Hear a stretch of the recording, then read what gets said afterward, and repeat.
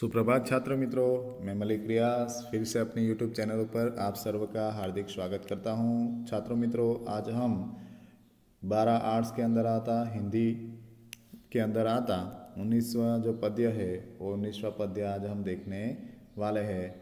तो चलिए विद्यार्थी मित्रों, मेरे साथ जुड़िए, जिसका नाम है कैलेंडर और जिसके जो कवि है वो सूरज बड़त्या है और उनका जन्म सन 1974 में हुआ है। हम सूरज बड़त्या की बात करें तो सूरज बड़त्या का जन्म दिल्ली के पास सीलमपुर नामक स्थान पर हुआ और उन्होंने 12वीं तक की शिक्षा नागालोई में पाई और उच्च शिक्षा दिल्ली विश्वविद्यालय से पूर्ण की।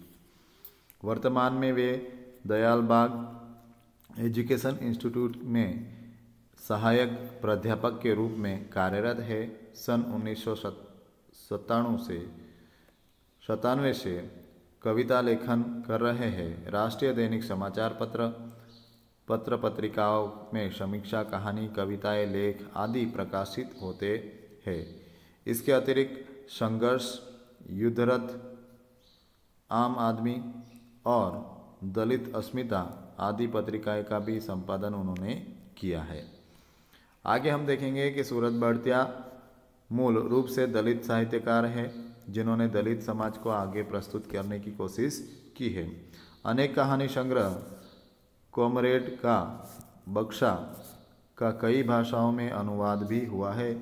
उनकी मुख्य कृतियां हैं दलित साहित्य पक्ष, प्रतिपक्ष, दलित साहित्य का सौंदर्य शास्त्र, बाबू मंगूराम और आदि, धर्म परिवर्तन, बंजारा समुदाय पर लिखित उपन्यास छिद्र प्रकाशीय है।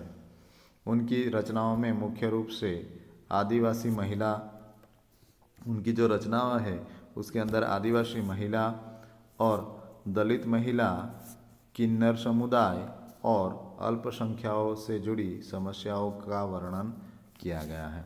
उनकी जो भी रचनाएं हैं उसमें उन्होंने सांप्रत जो समय है वो सांप्रत समय की जो समस्याएं हैं उस समस्याओं को निर्देश करने का प्रयत्न किया है।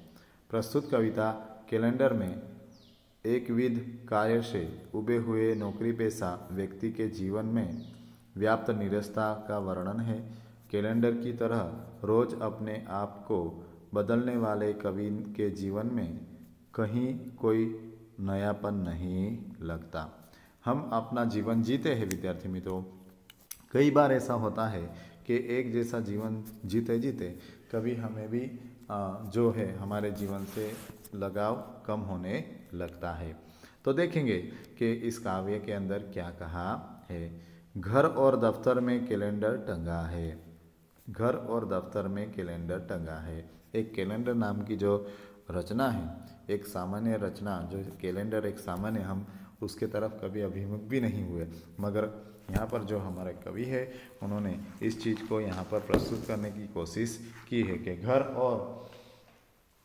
और दफ्तर में कैलेंडर टंगा है, उसे देखकर मुझे रोज की दिनचर्या याद आती है।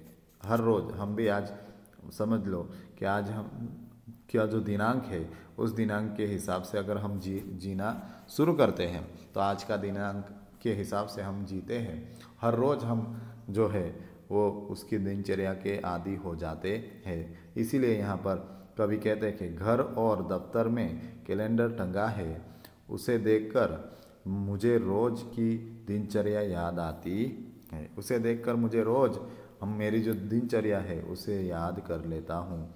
रोज घर से निकलकर ऑफिस जाता हूँ और ऑफिस से घर दिन महीना बदलता जाता है। हर रोज की जो कार्य है, हर रोज की कार्य प्रणाली के अंदर उन्होंने रोज क्या करते हैं, वो घर से निकलकर ऑफिस जाते हैं, ऑफिस से वापस घर आते हैं। ऐसा करते करते उनको दिन महीने कब निकल जाते हैं उसका पता चलता नहीं, एक बदलाव कुछ आता नहीं है। इसीलिए उनको एक जो निर्धारित जीवन है वो निर्धारित जीवन से उबे हुए हैं और उसको प्रस्तुत करने का बात यहाँ पर की है। और बदलता जाता है कैलेंडर का पन्ना, मैं भी कैलेंडर के पन्ने की तरह रोज बदलता हूँ और मैं भी रोज कैलेंडर की पन्नों की तरह बदलता रहता हूँ। एक आम आदमी जो हमेशा एक जॉब करता हो या नौकरी करता हो विद्यार्थी मित्रों, वो अपने इस रोज के जीवन से कभी उब भी जाता है। इसीलिए उस चीज़ को यहाँ पर प्रस्तुत करने का प्रयत्न हमारे कवि ने किया है। कैलेंडर का पन्ना, मैं भी कैलेंडर के पन्ने की तरह रोज बदलता हूँ, पर कुछ भी नया नहीं, उसी पुराने एहसास के साथ रोज दिन छिपने पर सुबह की आस में इंतजार करता हूँ। और रोज क्या है, रोज जिस तरह से तारीखें बदलती है, जिस तरह से दिनांक बदलता है, उसी तरह से रोज रोज सुबह होती है, रोज दिन छिपने के और रोज सुबह होने के आस में इंतजार करता रहता हूँ। आगे कहते हैं, पर क्या करूँ सूर्योदय के साथ फिर वही काम और फिर से इंतजार तुम्हारा। और फिर क्या करूँ, रोज सुबह उठकर वही काम, वही कार्य और फिर से वही इंतजार तुम्हारा।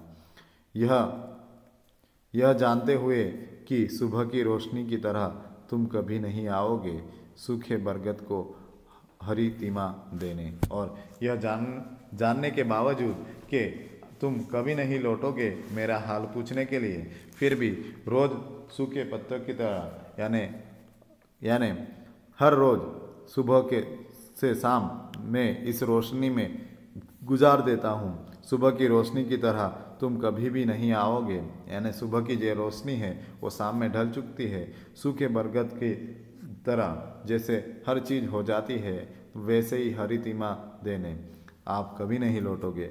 सूर्योदय के साथ फिर वही काम और फिर से इंतजार तुम्हारा, यह जानते हुए कि सुबह की रोशनी की तरह तुम कभी भी नहीं आओगे सूखे बरगद को हरी तिमा देने, या सूखे बरगद को हरी तिमा देने तुम कभी भी लौटोगे नहीं।